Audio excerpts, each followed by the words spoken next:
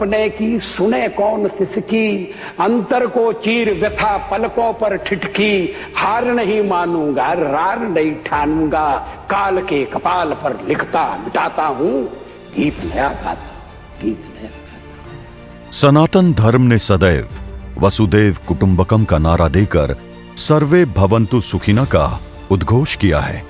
हमारे ऋषि मुनियों साधु संतों ने मन के एक समान का संदेश दिया, परंतु कुछ कालखंडों में विधर्मियों के द्वारा हमारी संस्कृति को खत्म करने और विधर्मी शक्ति के विकास के लिए भारतीय संस्कृति को कमजोर करने का कार्य किया है। ऐसे समय में अनेक ऋषि महर्षि समाज सुधारकों ने राष्ट्रहित कार्य कर अपनी आहुति दी है। उन्हीं में से एक थे त्याग मूर्ति हिंदू तिलक श्रद्धेय कुमार दिलीप सिंह जूदेव, जिन्होंने छत्तीसगढ़ में फैल रहे विधर्मी ताकतों को दूर करने तथा पारंपरिक भारतीय संस्कृति की रक्षा करने का कार्य किया। संगठन का काम करने के लिए आता था, मुख्यमंत्री बनने के बाद भी दौरा किया था। दिलीप सिंह जूदेव मेरे बहुत अच्छे दोस्त थे, आज तो हमारे बीच रहे नहीं। और भाइयों बहनों, मैं भाजपा के सभी कार्यकर्ताओं को कहता हूं, इस चुनाव में दिलीप सिंह जूदेव जी को याद करके उन्होंने जो जीवन भर जिस पार्टी का काम किया, हम भी बड़ी लगन से उनके लिए काम किया। जशपुर रियासत के राजा स्वर्गीय राजा विजय भूषण सिंह देव और माता स्वर्गीय जया कुमारी देवी के घर 8 मार्च 1949 को कुमार साहब दिलीप सिंह जूदेव का जन्म हुआ।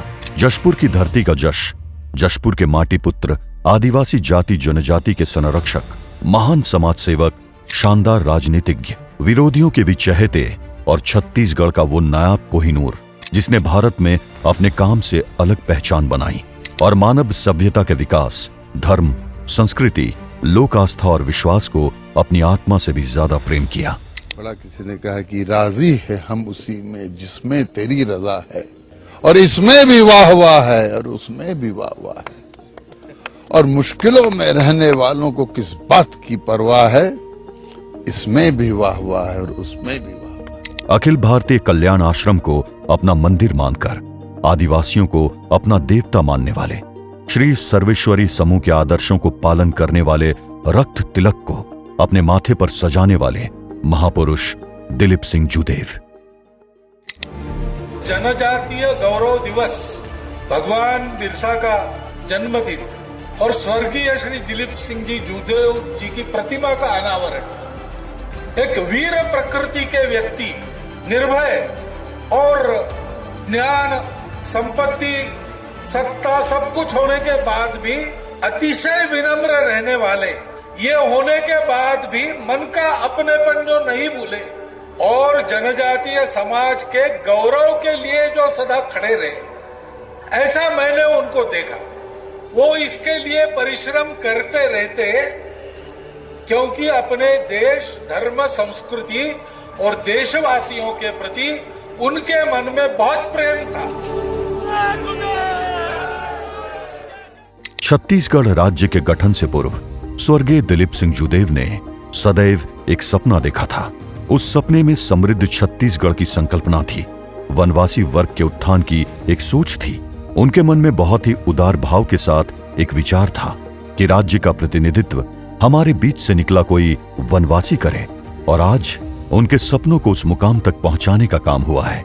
प्रदेश के यशस्वी आदिवासी मुख्यमंत्री श्री विष्णुदेव साय के रूप में जशपुर अंचल का प्रतिनिधित्व प्रदेश में स्थापित हुआ है। प्रदेश का नेतृत्व एक आदिवासी मुख्यमंत्री के हाथों में है। जो सपना दिलीप सिंह जूदेव ने वर्षों पहले देखा था, वो आज पूरा हुआ है। धर्मांतरण का खिलाफत करते रहे।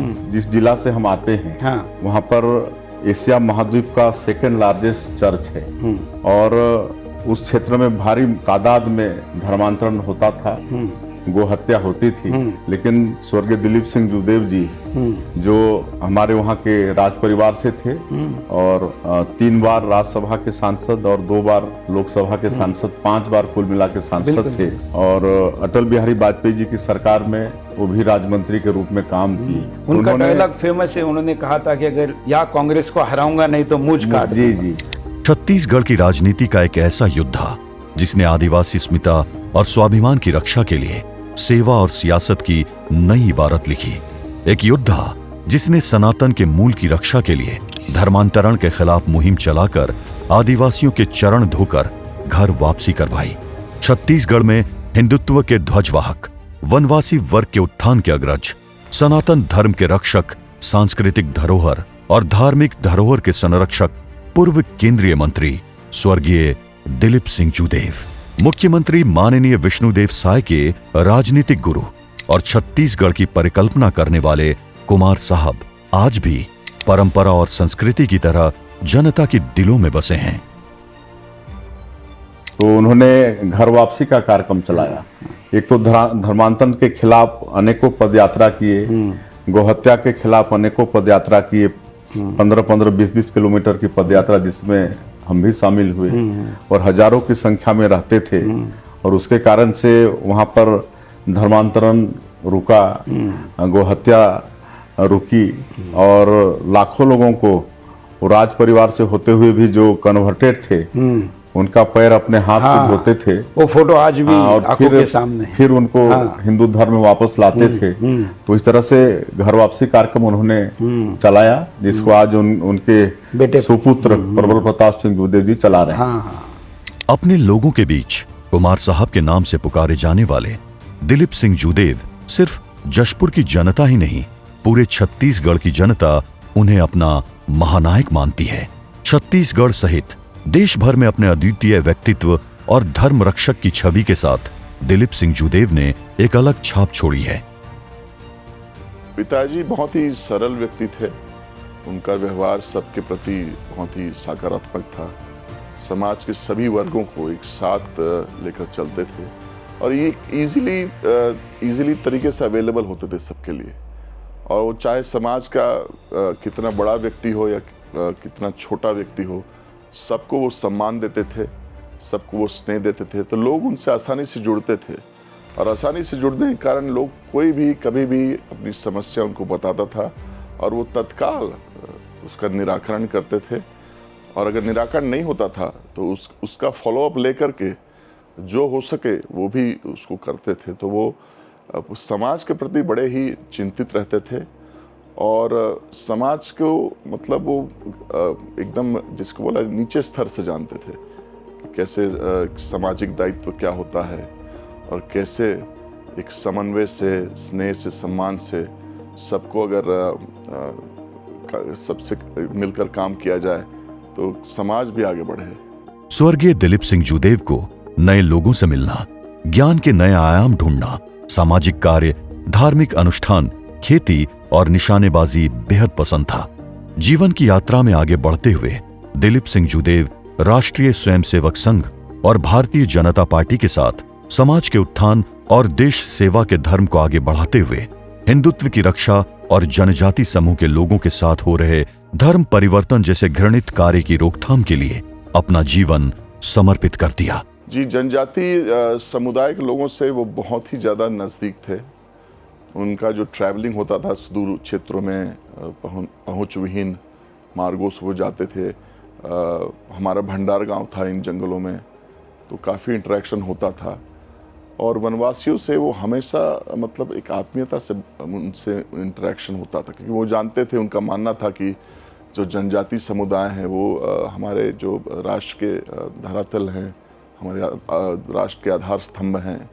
और उनको एक बात की बहुत पीड़ा होती थी, जिस प्रकार उनका जो धर्मांतरण होता रहा है, 7 समंदर पार की षड्यंत्रकारी शक्तियाँ सेवा के नाम पर सौदा करके जो उनका धर्मांतरण करते थे, उसके विरुद्ध उन्होंने जो घर वापसी अभियान चलाया, उससे वो बहुत जुड़े वनवासियों से।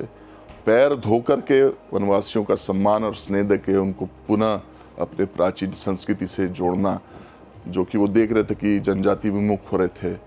और साथ ही साथ जैसे उनके विकास के लिए भी प्रयास करना। केंद्र, जब वो सांसद थे तो केंद्र सरकार में भी काफ़ी उन्होंने बातें रखी इनके विकास के लिए। अखिल भारतीय कल्याण आश्रम की नीति को स्वीकार कर उद्देश्य बनाया, जिसका नाम रखा मिशन घर वापसी। घर वापसी आंदोलन हिंदू धर्म से दूसरे धर्म में गए हुए लोगों को वापस हिंदू धर्म में लाने का विश्व का सबसे बड़ा आंदोलन है। जिसमें हजारों भटके हुए लोगों को जागृत किया गया था।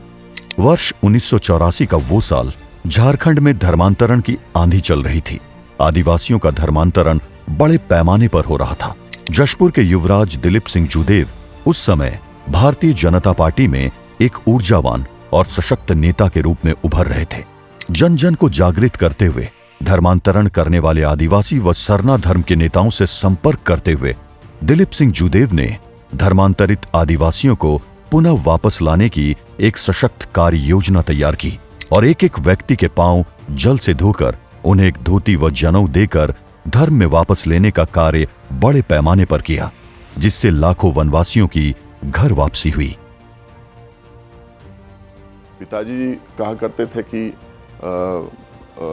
हिंदू बनाना मंदिर बनाने से ज़्यादा पवित्र कार्य है, क्योंकि हिंदू ही मंदिर बनाएगा, मंदिर हिंदू नहीं बनाएगा। और अगर हिंदू ही नहीं रहेगा तो फिर कुछ कैसे बचेगा। संगठित हिंदू, शक्तिशाली हिंदू ही मजबूत राष्ट्र का निर्माण करेगा और बाकी अल्पसंख्यक भी सुरक्षित रहेंगे अगर हिंदू मजबूत रहेगा। दिलीप सिंह जूदेव एक ऐसे महानायक की कहानी है जिसने सारा जीवन आम लोगों के लिए आहूत कर दिया। आदिवासियों, वनवासियों और सनातनियों के लिए वो कभी न खत्म होने वाली गाथा है। राज्य के लोगों की हितों की चिंता करने वाला योद्धा, जिसने 2003 के उस दौर में जब आदिवासियों और राज्य के आम जन के अधिकारों का हनन हो रहा था, तब उसने आक्रामक तरीके से लड़ाई लड़ते हुए सत्ता से तानाशाह मुख्यमंत्री और तत्कालीन सरकार को उखाड़ फेंकने में सबसे बड़ी भूमिका निभाई थी। आज जसपुर आप सबला मालूम है कि हमारे स्वर्गीय दिलीप सिंह जूदेव जी कितना मेहनत करीने। दर्जनों पदयात्रा 15 किलोमीटर 20-20 किलोमीटर आप जन कई जन पदयात्रा मन में शामिल हुए, घर वापसी कार्यक्रम चलाई। लाखों जो धर्मांतरित आदमी मन के अपन राजा होते हुए अपन हाथ से मन के पैर धोए के फिर से हिंदू बनाए के काम करीन। गोहत्या होती, इस गोहत्या के विरोध में लंबा लंबा पदयात्रा करीन, तब जाके हमारे जसपुर बांचे से तमला हमके सबके मिलकर ये जो कुमार साहब हमके जसपुर बचा के रखे हमारे बनवासी कल्याण आश्रम आज जो हमारे आदिवासी भाई बन के हित में लगातार काम करते, तो ये सबला ये जसपुर हमन के बचा के रखना है। एक बेहद सरल, सहज, कुशल नेतृत्वकर्ता, व्यवहार व शब्दों में जादूगर, प्रखर वक्ता, सनातन धर्म के रक्षक, घर वापसी के महानायक स्वर्गीय दिलीप सिंह जूदेव ने 14 अगस्त 2013 को अपने सनातनी प्राणों की आहुति दी। उनके निधन से जशपुर अंचल सहित पूरे देश के गरीब, वंचित, पिछड़े आदिवासी समाज की आंखों में वो पीड़ा थी, वो दर्द था। ऐसा लग रहा था मानो कि वनवासी समाज के घर ने किसी सदस्य को खो दिया है।